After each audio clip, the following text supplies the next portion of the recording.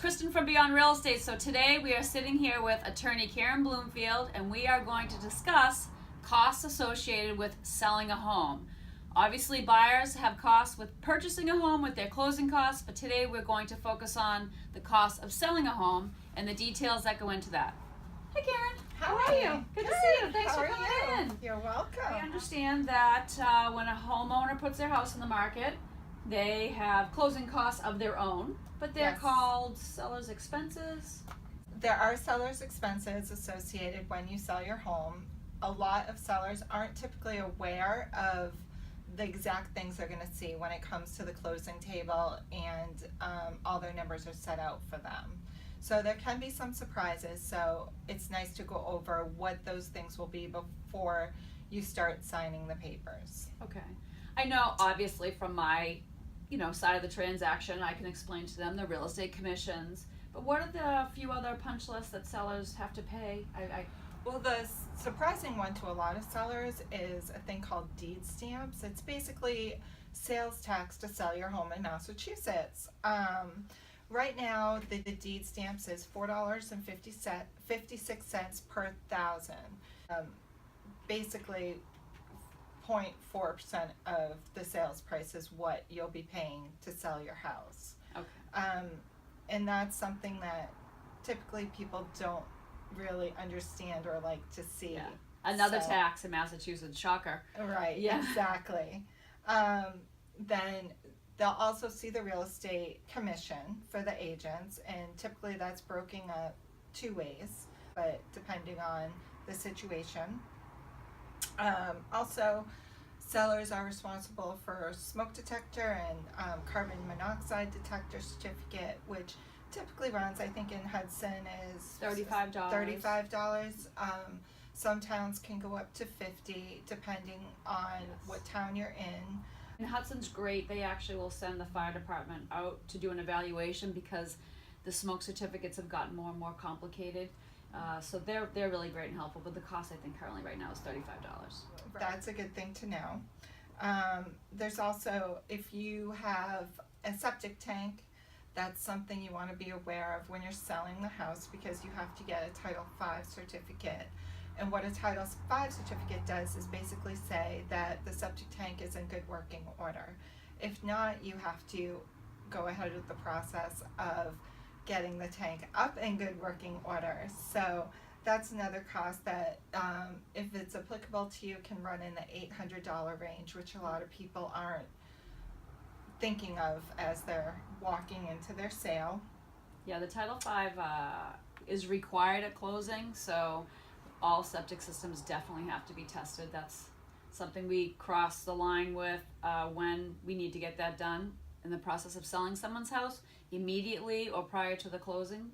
But a buyer has to have that. The lender won't lend on the property without the Title V. Exactly.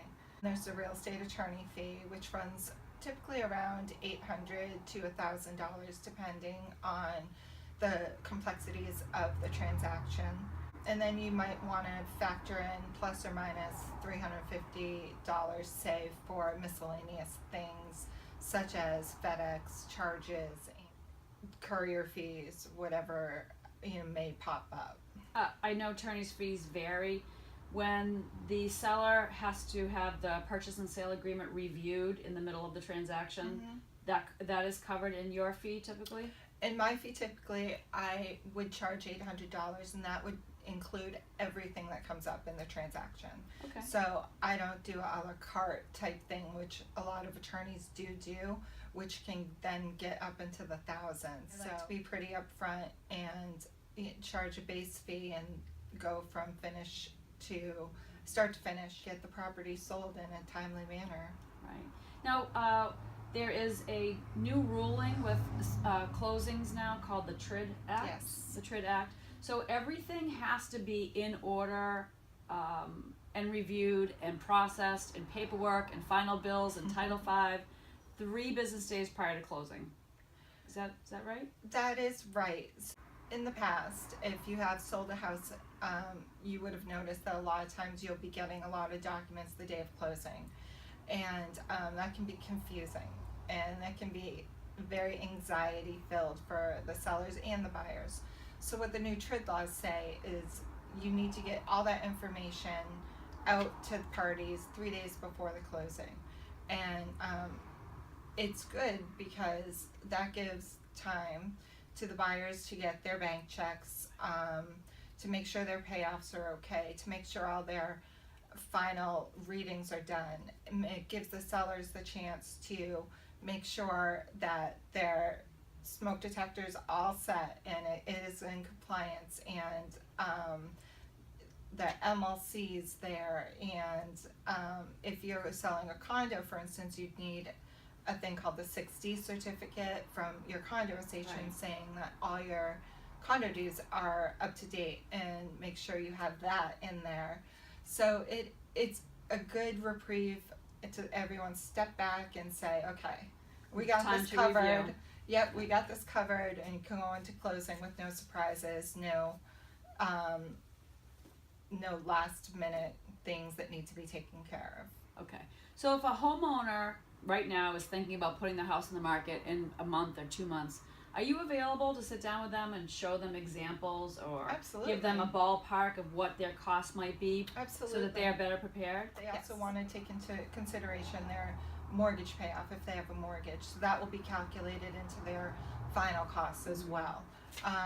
But I would be more than happy for anyone who needs to go through their numbers or just wants to know what to expect in the timeline of selling a house, what they can be looking forward to. Yeah. Or not looking forward Or to not looking one way forward or the to. other. Right, exactly. Is there a list that something could be just be easily even emailed out to people that you have? Yes, I have a document that if you would like to contact me, I can email you.